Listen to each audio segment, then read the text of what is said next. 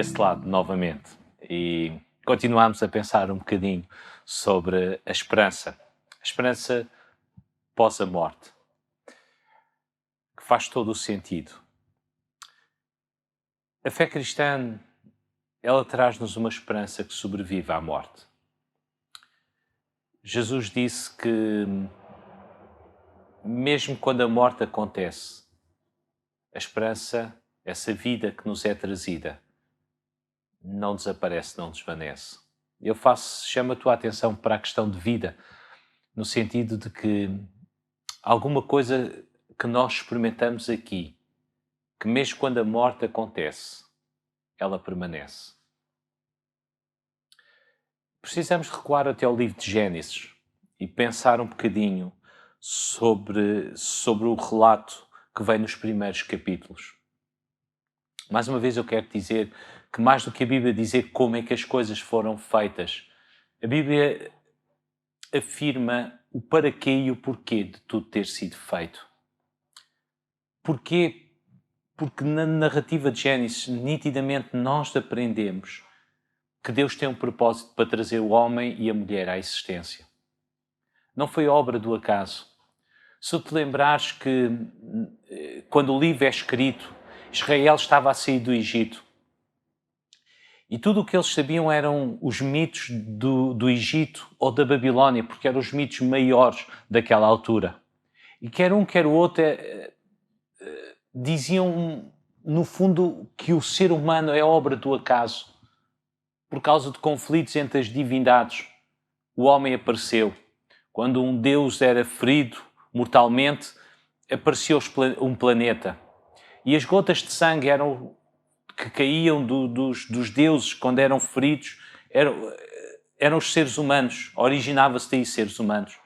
Então, em primeiro lugar, nós somos obra do acaso. E em segundo lugar, lembra a divindade um período da sua história muito feio. Daí as divindades terem de ser aplacadas e para que possam ser favoráveis ao ser humano. Mas pegamos em Gênesis e Deus está a falar com o povo, com o seu povo, a dizer que não são obra do acaso, mas são desígnio divino. Deus quis que nós viéssemos à existência. Em segundo lugar, essa existência não era finita, mas era infinita. Porque na descrição dos dias, o sétimo dia tem princípio, mas não tem fim. O que significa é que a nossa existência é uma existência que jamais teria fim. Daí, na semana passada, eu ter referido que a morte não faz parte da nossa existência. Por mais anos que a humanidade possa existir, essa mesma humanidade nunca aceitará a morte, consciente ou inconscientemente. Sempre representará alguma coisa antinatural. Nessa existência, não uma existência vazia, destituída de sentido ou de conteúdo.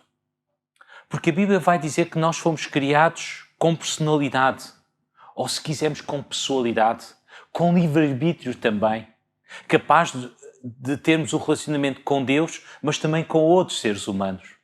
Aliás, foi Deus que disse que não é bom que o homem esteja só. Não é uma existência estática ou que somos absorvidos pelo todo uno, nada disso. É uma existência individual, baseada em relacionamentos. E eu e tu já chegámos à conclusão, penso, que o melhor desta vida são os relacionamentos. Não é o dinheiro, não é a fama, mas é os relacionamentos. É a relação que nós podemos ter com outras pessoas que amamos e por quem somos amados. Agora imagina o que é um lugar em que amamos e somos amados pelo ser maior e melhor, sem reservas, sem condições, sem méritos, sem haver nada em nós que tenhamos que fazer para merecer tal. Em que há sinceridade, há liberdade. Esse lugar é o céu. Então fomos criados para isso. Na continuidade da redação do texto, descobrimos que o homem escolheu outro caminho, escolheu seguir o seu próprio caminho, rejeitou Deus e quis ser autossuficiente. Não preciso de ti, Deus, eu sou autossuficiente. O que a Bíblia vai relatar a seguir é uma desgraça continuada para a existência humana. Caim mata Abel e tudo o resto que vem a ser narrado.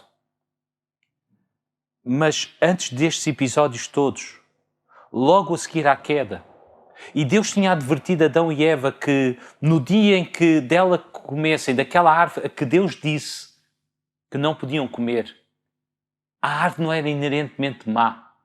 A árvore dizia uma coisa que ainda hoje, passado tantos anos, não conseguimos compreender. Nós nunca somos senhores. No dia em que tentamos ser senhores de alguma coisa, esse alguma coisa assenhorou-se da nossa vida. Porque Deus tinha criado tudo para que o homem pudesse usufruir. Mas o homem quis ser dono e senhor e tornou-se escravo de tudo isso. E isso leva à morte. O homem tomou daquele fruto. Logo, Deus vem ao encontro dele como era normal, porque havia um relacionamento. Deus sabia o que tinha acontecido. O que é que acontece ao homem? O mesmo que acontece hoje ao ser humano. Foge de Deus porque tem medo dele. Sabe que não tem condições para estar diante de Deus. O que eu quero salientar é que, afinal, Deus não veio para condenar o homem. Deus trouxe-lhe uma promessa. Uma promessa de que Ele trataria do mal que o homem fez. Deus faz uma promessa ao homem. E a narrativa da Bíblia é Deus a trabalhar para cumprir essa promessa. E essa promessa tem a ver com a pessoa do seu Filho, Jesus Cristo. Ele nascer, crescer, viver e morrer.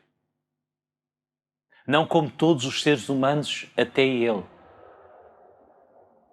Mas a razão de ser totalmente diferente. É porque ele nunca pecou. Ele não havia nenhuma razão para ser condenado. Mas ele condenou-se.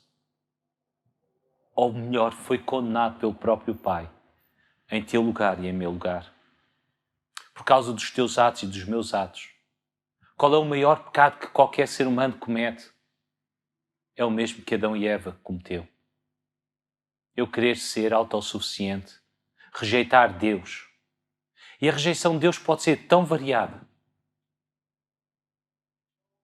Pode ser através da religião até à negação do próprio Deus. Mas o facto é que não amamos a Deus como Ele é digno.